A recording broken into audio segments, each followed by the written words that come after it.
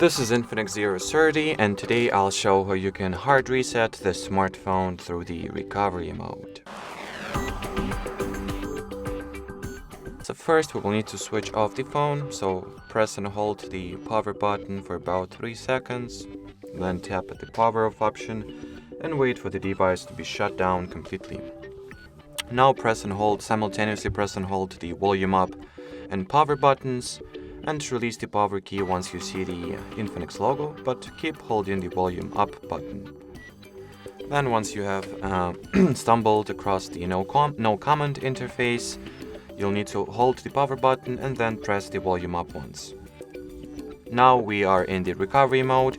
Here use the volume rocker to navigate and power button to confirm. Select and then run the Wipe Data Factory Reset option. Confirm your choice by selecting the factory data reset and confirming once again.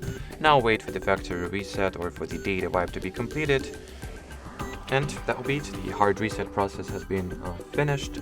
Now you can reboot back to your system and set it up, since it requires for you to configure it after the factory reset procedure. Anyway, that will be it for this video, guys, so thanks for watching and bye bye.